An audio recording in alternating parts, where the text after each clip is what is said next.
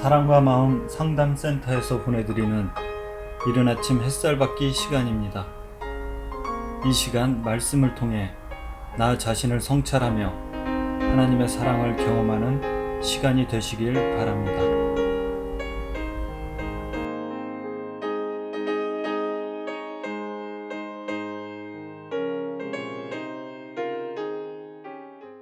이른 아침 햇살 받기 시간입니다. 요즘 우리는 굉장히 재밌는 대화를 좀 하고 있습니다. 사도 베드로와 사도 바울의 신앙 고백을 통해서 우리들은 이런 신앙 고백을 하고 있나? 한다면 어느 정도의 농도일까? 한다면 방향성이 같은가? 이런 얘기를 하고 있죠. 베드로 사도는 예수님의 공생애 동안 3년을 따라다녔고 수지자라고 명칭을 얻었지만 결국 예수를 3번 부인하고 부활하신 예수를 만나고 그 성령을 받았을 때 그제서야 이제 예수를 위해서 인생을 바치는 사람이 됐죠. 사도 바울은 예수를 핍박하다가 다메섹 도상에서 이제 예수를 영적으로 만납니다.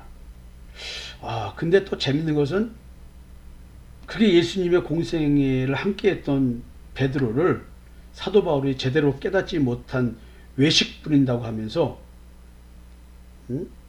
네가 수제자라고 하는 사람이 이런 식으로 하냐? 하나님은 외모를 보지 않는다. 네가 아무리 수제자라 할지라도 하나님은 그런 거 안 봐. 어휴 이렇게 야단을 치기도 했습니다.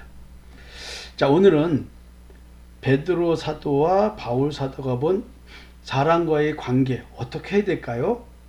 이 부분에서 좀 얘기 좀 해보려고 합니다. 베드로 사도가 이런 얘기를 하세요. 서로 대접하기를 원망 없이 하고 각각 은사를 받은 대로 하나님의 여러 가지 은혜를 맡은 선한 청지기같이 서로 봉사하라.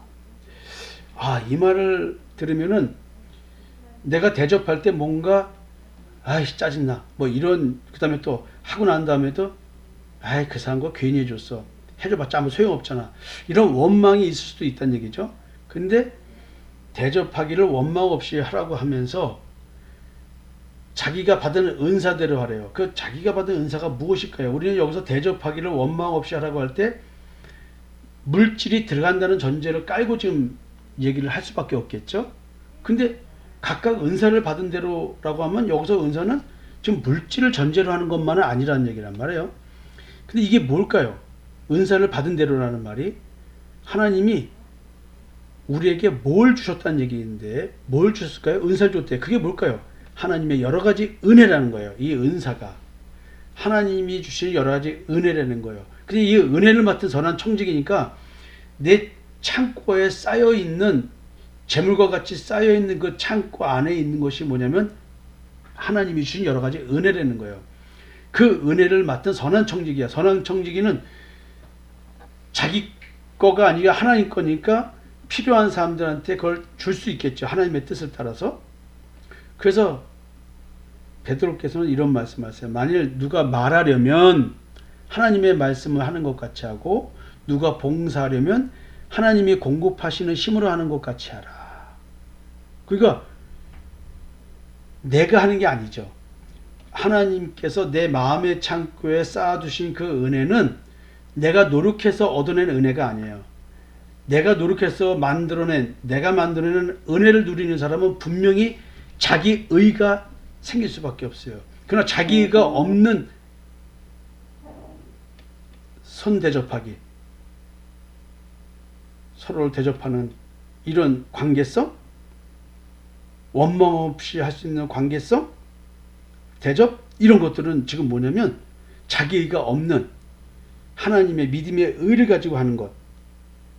그렇게 했을 때 자기의 의가 드러나지 않는 관계, 믿음의 의가 드러나는 관계, 이 관계, 하나님이 하시는 것처럼 하는 것, 그리스도의 마음으로 하나님의 마음으로 관계를 맺는 것, 복음을 전하는 것, 이게 범사의 모든 관계성 속에서 예수 그리스도로 말미암아 하나님의 영광을 받으시게 하기 위해서 사는 거예요.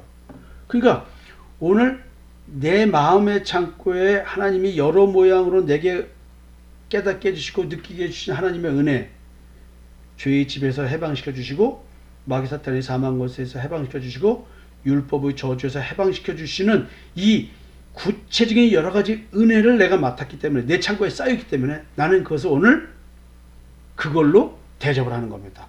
원망 없이 대접하는 겁니다. 굉장히 멋지고 재밌는 표현이죠.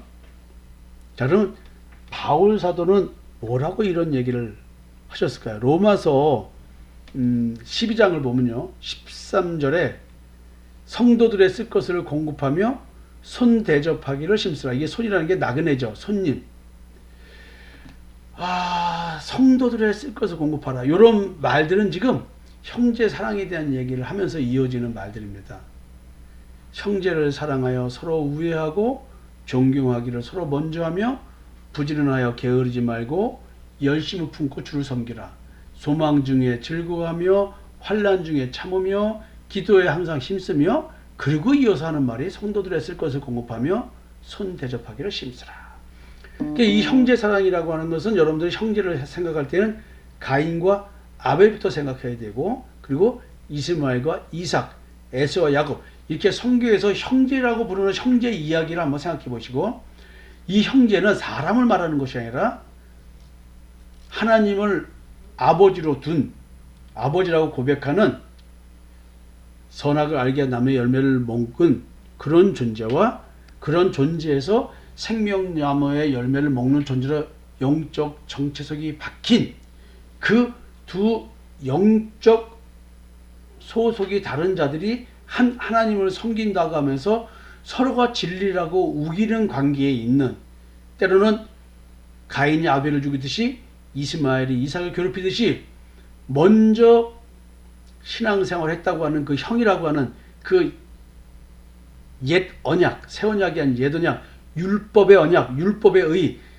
자기 행위 완벽주의적인 신앙, 613계주의 율법 조항을 지킴으로써 자기가 의롭다고 느끼는 이 자기의 의를 생산해내는 이런, 먼저 우리가 이 신앙으로 시작되는 이것이 형이고 그 다음이 동생이에요. 새 언약. 나중에 나왔기 때문에. 예수 믿는 믿음의 의를 추구하는 사람들. 지금 이거 가지고 형제를 얘기하는 거거든요. 그래서 여러분들이 이런 얘기를 생각하면서 요 형제에 대한 얘기를 하고, 이렇게 누구를 대접하고 원망 없이 대접하라고 하는 이런 얘기들을 좀 이해하시면 될 것 같습니다. 그래서 사실 바울은 베드로처럼 각각 은사를 받은 대로 하나님의 여러 가지 은혜를 맡은 선한 청지기처럼 이렇게 서로 봉사라는 거 아니에요? 서로 섬기라는 거 아니에요? 이렇게 바울은 또 로마서 12장 6절에서 우리에게 주신 은혜대로라는 말을 씁니다. 우리에게 주신 은혜대로 받은 은사가 각각 다르니, 혹 예언이면 믿음의 분수대로, 혹 섬기는 일이면 섬기는 일로, 혹 가르치는 자면 가르치는 일로, 혹 위로하는 자면 위로하는 일로, 구제하는 자는 성실함으로, 다스리는 자는 부지런함으로, 긍휼을 베푸는 자는 즐거움으로 할 것이니라. 사랑에는 거짓이 없나니 악을 미워하고 선에 속하라.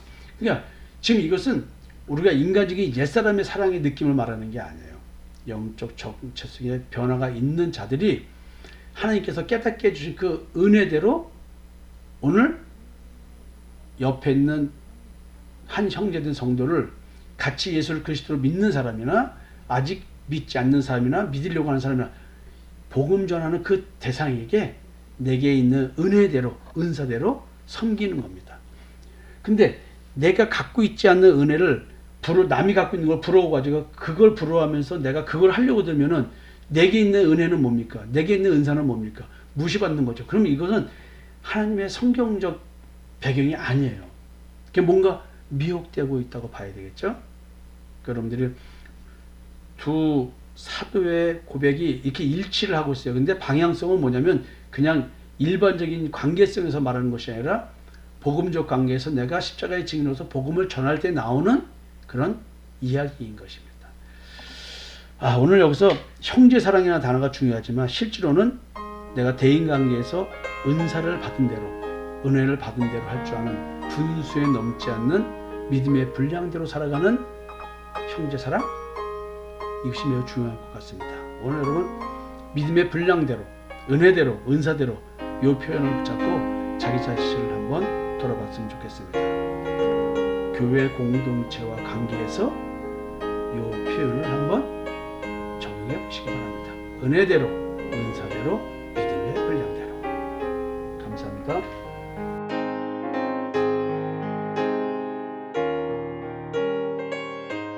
지금까지 사랑과 마음 상담센터에서 보내드리는 이른 아침 햇살 받기 시간이었습니다. 오늘의 말씀을 통해 세상을 이길 수 있는 믿음 안의 삶을 누리시는 여러분이 되시기를 기도합니다.